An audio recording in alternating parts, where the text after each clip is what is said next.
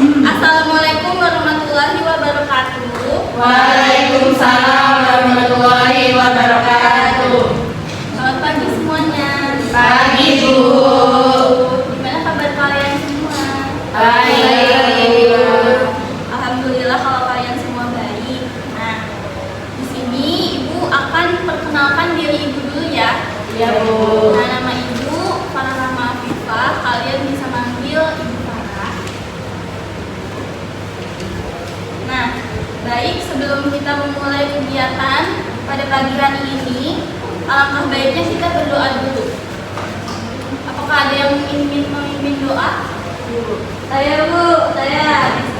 Baik, teman-teman sekalian, sebelum memulai kegiatan, alangkah baiknya jika kita berdoa terlebih dahulu. Berdoa dimulai. Berdoa selesai. Baik, apakah kalian sudah saling kenal nih sebelumnya satu sama lain? Belum. Ya. Kalau gitu, Ibu pengen kalian perkenalkan diri masing-masing dengan permainan nama. Permainan rangkaian. Ya, mulai dari penjelasannya. Ibu pengen kalian nyebutin nama kalian sama warna favorit kalian. Mulai dari kanan. Ya. Ibu, Sweet. Balin teman Kadira. Amadira.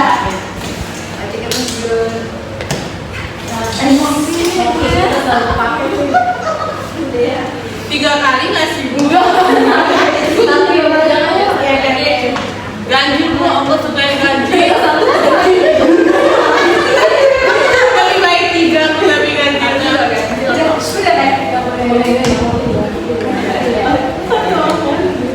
baik, Ibu mulai ya. Baik, Bu.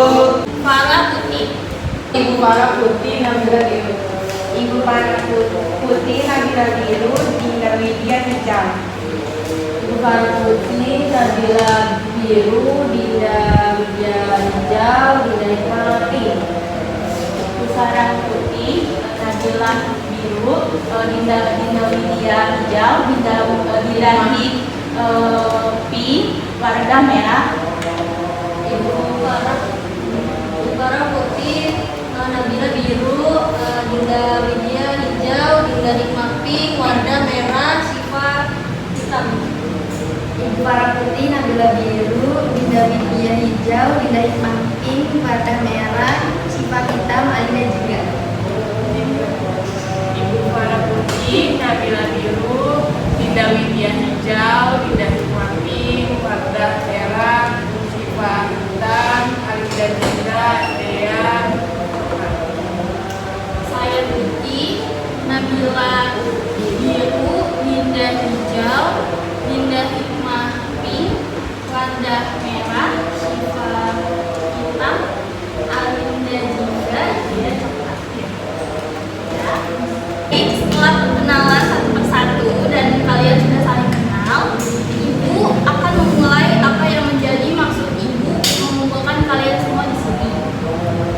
Di sini Ibu mengadakan bimbingan kelompok dengan teknik sosiodrama yang temanya adalah bullying. Kalian semua ada yang tahu nggak sih apa itu bimbingan kelompok? Ya. Nah, jadi bimbingan kelompok itu adalah satu layanan konseling yang dilakukan oleh seorang guru BK atau konselor kepada sekelompok anak atau siswa untuk membahas topik-topik atau tema-tema tertentu. Nah, selama kegiatan ini berlangsung, Ibu ingin kalian menjaga kerahasiaan yang ada di dalam kegiatan ini. Apa bisa dimengerti? Baik, Bu. Nah, setelah kalian tahu apa itu bimbingan kelompok, apa ada yang tahu tentang teknik sosiodrama? Baik, Bu. Nah, untuk lebih lanjutnya, sosiodrama itu adalah berkumpulnya suatu orang untuk membahas suatu topik. Nih, jadi teknik sosiodrama itu merupakan salah satu teknik dalam bimbingan kelompok dengan cara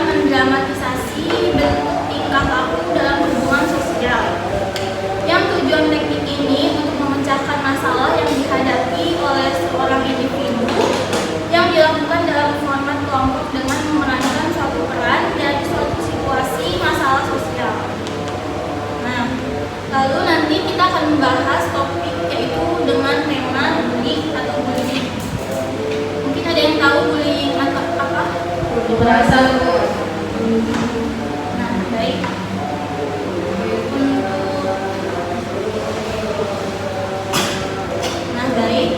Ibu akan menjelaskan lagi sedikit ya.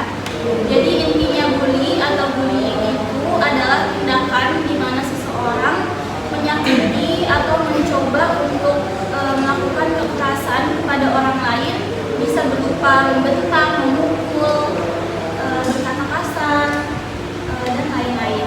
Apa bisa dipahami? bisa Bu. Nah, Ibu mau tanya sekali lagi, ada nggak sih di sini yang pernah dibully? Karena Bu saya pas kelas 2 SD Boleh diceritain mungkin ya? waktu itu kan karena saya kan lagi saya kan dari kampung.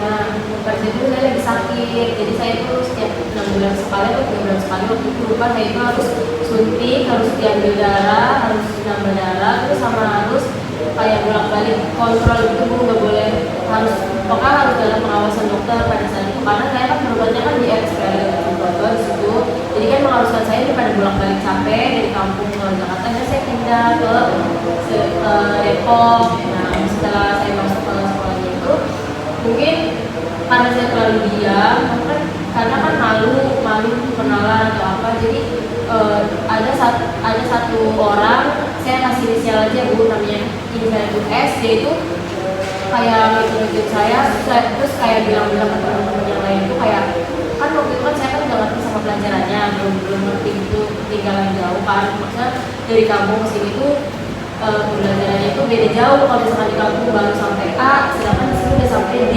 gitu. Jadi saya perlu belajar lagi gitu loh. Nah terus sama si S nya ini, dia itu bilang ke teman-teman sekelas kalau misalkan jangan kasih tahu anak baru, biarin aja, biarin dia suruh sendiri. Jadi saya di situ nangis, terus intinya kayak gitu sampai ke kelas 3 saya itu udah punya teman. Akhirnya karena pengobatan saya juga udah selesai, jadi saya memilih pulang ke kampung saya, kembali ke sekolah asal saya. Sedih banget ya ceritanya. Kamu udah coba untuk kayak cerita belum ke orang tua kamu atau ke orang terdekat? Pada saat itu sih nggak cerita, tapi saya cerita itu setelah saya masuk kampus ini, baru masuk kampus ini. Kan awalnya saya nggak mau kuliah, akhirnya dipaksa suruh kuliah. Akhirnya kan udah kuliah tapi nggak mau di Jakarta, terus tanyain alasannya apa, kenapa nggak mau di Jakarta. Gitu. Saya bilang kalau misalkan saya trauma, saya takut tinggal sama teman saya, karena saya orangnya terlalu private, gak mau bersosialisasi gitu, mau bersosialisasi tapi sama orang-orang yang menurut saya nyaman aja. Terus saya di situ ketahuan deh. Tapi sebenarnya saya kan cerita ke nenek saya, tapi sebenarnya nenek saya itu tahu si inisial S ini, karena ibunya itu dulu pas SD itu kan posisinya kan dianterin sekolahnya. Pas itu berteman ibunya si S itu sama nenek aku. Nah ya udah deh, pas itu tahu sih sebenarnya rumahnya juga deket, cuma ya udah berlalu juga. Tapi sampai sekarang tuh kayak masih takut itu kalau misalkan ada di lingkungan yang belum kita kenal itu, takut dimusuhin, takut dijauhi, takut kayak diolok-olokin kayak aku gitu, takut aja sih trauma. Tapi kamu sekarang udah jauh lebih berusaha buat ngatasin itu semua ya? Iya Bu. Ya kamu hebat banget ya. Nah, bagaimana kalau kita langsung aja praktekin teknik sosiodrama?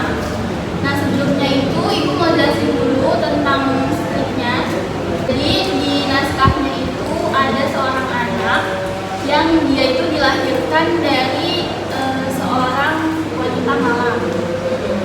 Nah, dia tuh awalnya kayak menutup diri nih, dari hal tersebut ke orang-orang. Jadi nggak ada yang tahu, satu sekolah itu nggak ada yang tahu. Kecuali ada nih satu temen deketnya, dia tuh udah percaya banget sama si temen ini.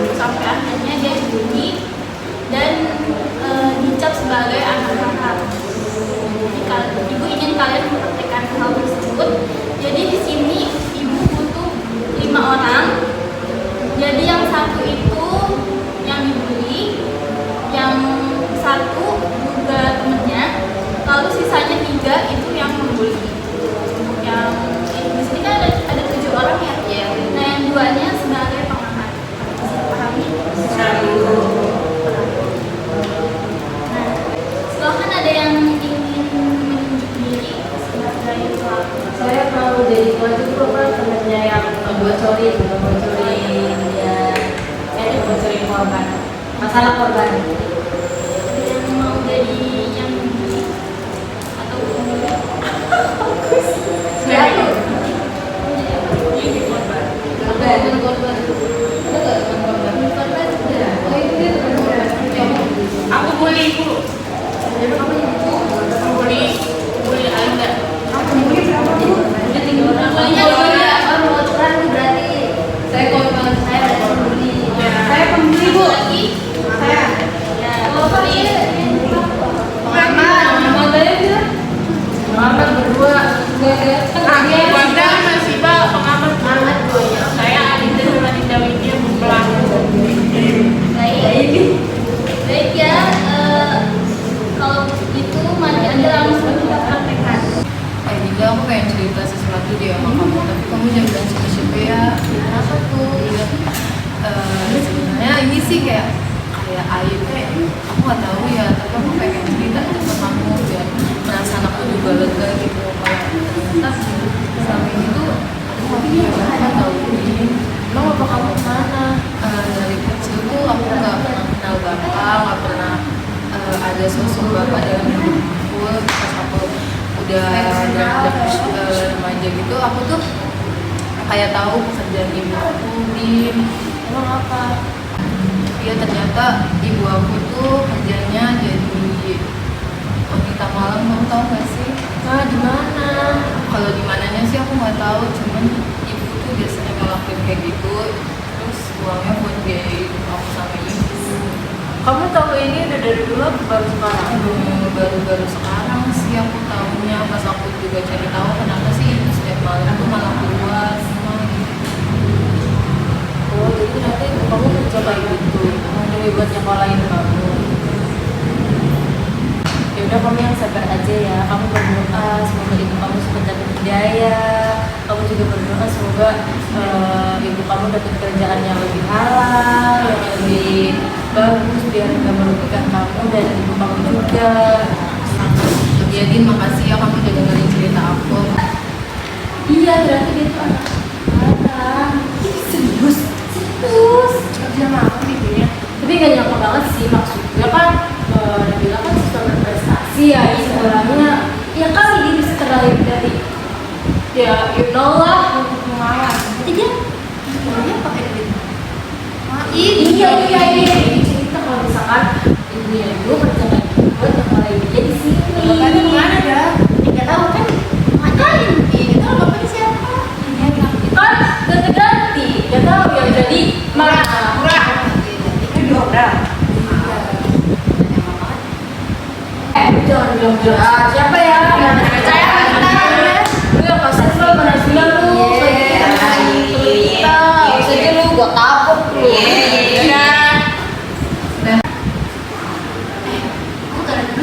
Ini sama nih. Ini PR. Bye. Gimana kalau kita tanya langsung aja ke anaknya? Ya masih. Si haram ya? Iya sih haram. Yuk. Yuk. Mana sih dia?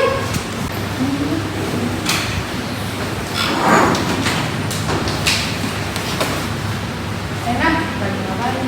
Lagi ngerjain artikel. Kenapa? Gue dengar katanya Mama Bi itu pekerja malam ya enggak sih? Kok lu so tau gitu sih? Alah, nggak usah bohong deh. Emang enggak? Iya aja kali. Iya kali. Banyak kerja malam. Iya bener. Lu tahu nggak bapak lu yang mana?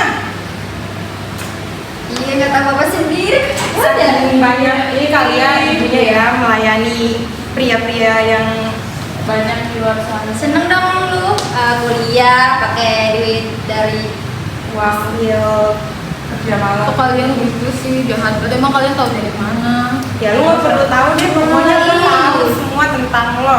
Kalian jatuh fitnah tahu kayak begitu. tapi bener kan? Itu fakta kali. Fitnah dong kalau itu benar. Fitnah, orang bener. Mana bener kan?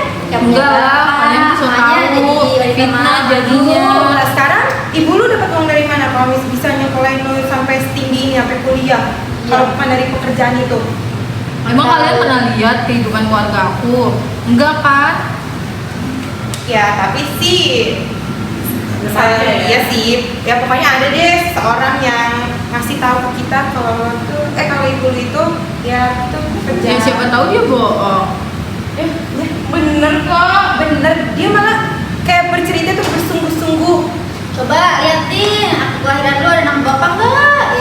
Nggak ada Iya, kan? bener.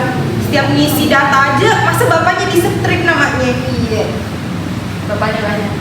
Iya. Dah yuk tinggalin. Bye-bye anak haram. Bye anak haram. Nah baik, setelah kita mempraktekkan teknik sosiodrama, Ibu pengen mendengarkan pendapat dari anak. Saya Bu, ya, menurut saya sebagai pengajar jika yang tidak sama korban itu kayak kasihan sih Bu, karena kan dia terlalu percaya sama temannya gitu kan. Tapi juga kayak ada salah dari korbannya sih Bu, karena kayak gampang percaya sama orang gitu kan. Nah, karena kayak hal ini jadi dampak negatif ke diri dia gitu, jadi dia dinilai jelek sama orang lain gitu. Kalau menurut saya.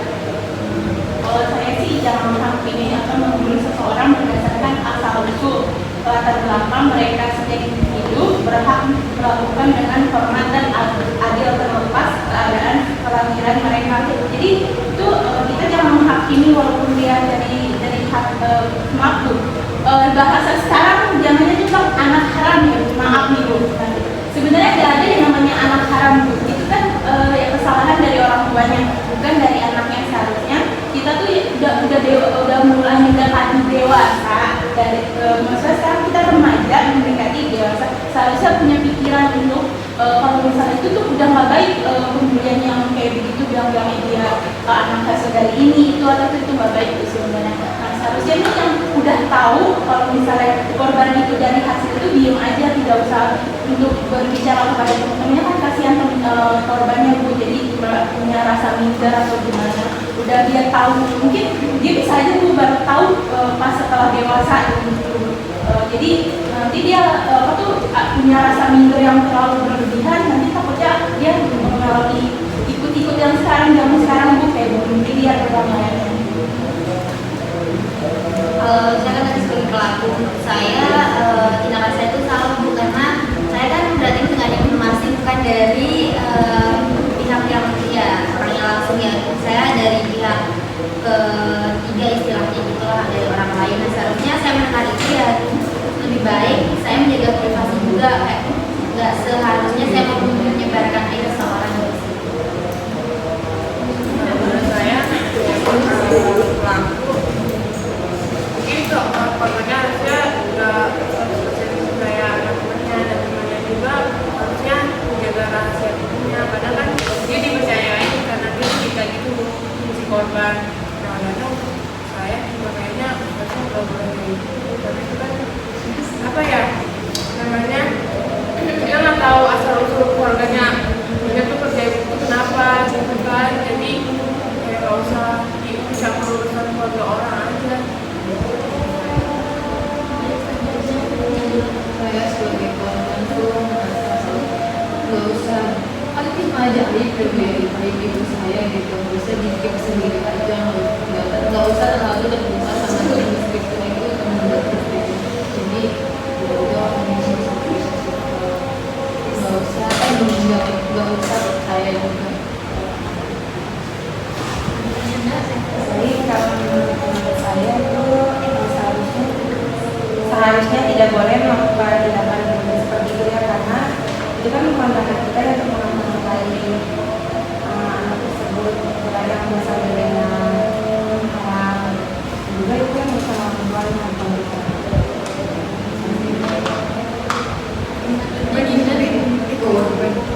Ya sih, saya juga sama sependapat sama saya lainnya. Kalau misalkan udah kayak gitu kita kan maksudnya udah masuknya kan privacy ya. Terus ya menurut saya ini kesalahannya bukan cuma di pembunuhnya doang sih, tapi korbannya juga. Ngapain sih kan terlalu banyak terlalu cerita ke si temennya ini, karena kan namanya teman pasti punya teman lagi kan, udah mungkin dia jadi sendiri, pasti dia ada walaupun ya sejatinya teman kita, pasti kalau misalkan kita cerita pasti bakal dibocorin juga. Nah terus kayak kalau misalkan yang jadi korban kan itu kan udah risih banget ya, apalagi kan sampai diulik-ulik apa namanya tentang keluarganya itu kan, tentang kehidupan pribadinya, pasti itu udah risih banget sih, karena ya apa ya, menurut saya itu sangat mengganggu banget. Baik, pendapat kalian semua udah bisa ibu tampung ya. Selanjutnya ibu mau mendengarkan harapan kalian buat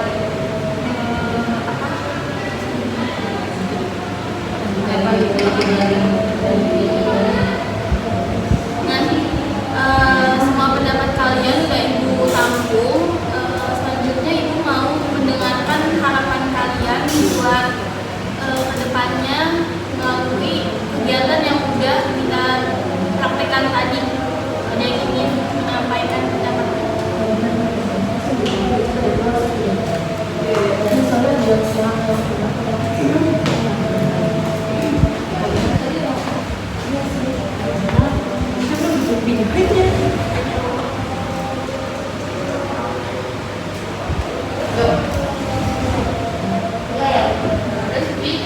Tadi yang punya mama siapa tadi? Tadi ada kakak-kakak rajin banget ya, orang saya 5 di kelas 3 sih ya kelasnya. Iya, biasanya lantai 5 tuh anak-anak sore. Udah tadi Udah kan ya? Udah ada sarapan ya? ya harapan. Itu dia ngomong Harapan itu maksudnya kata dari Harapan ibunya. semoga nggak ada kayak gitu. Jangan jaya sama orang lain. Harapannya sih ya semoga kedepannya dari lagi hal-hal kayak gitu, maksudnya menilai secara apa ya, apa yang kita dengar doang, maksudnya juga dari emang maksudnya kan nggak tahu kebenarannya itu kayak apa. Mungkin si korbannya ini kan ada ayahnya tapi kan nggak dimunculin, atau ibunya yang sengaja mungkin kan kita nggak tahu, mungkin itu kan perasaan korbannya jadi dia kayak pertanyaannya SCP, jadi mungkin bukan, maksudnya kan kita kan udah tahu kehidupan real aslinya itu dia kan kayak gimana, jadi kayak yaudah kita di situ jangan berarti jangan sok tahu sama kehidupan orang aja sih, jadi udah jalan situ tadi sosial drama tadi itu kayak yaudah jangan campur tangani urusan orang lain, jangan ikut campur. Kalau misalkan kalian tahu pun jadi kan dikit sendiri aja kayak yaudah, ataupun kalau misalkan mau ngomong-ngomong sama teman-teman juga gak apa-apa, yang penting itu jangan sampai kedengeran sama telinganya si korbannya kalau menurut saya. Saya setuju. Nah, sampai di sini jadi bisa dipahami ya tentang teknik sosial drama itu. Bisa bu. Kalau sudah paham, Ibu akhiri saja pertemuan pada pagi hari ini. Ibu ucapkan terima kasih kepada kalian yang sudah menyempatkan waktunya. Terus juga untuk pertemuan selanjutnya nanti Ibu kabarin lagi di WhatsApp grup ya. Untuk waktu dan tempatnya. Baik, sebelum Ibu tutup, Ibu minta satu orang untuk memimpin doa. Oke, ayo sweet siapa? Bilang sama sih kalau Baik teman-teman, karena tadi kita udah mulai dengan doa, sekarang kita tutup dengan doa lagi ya. Doa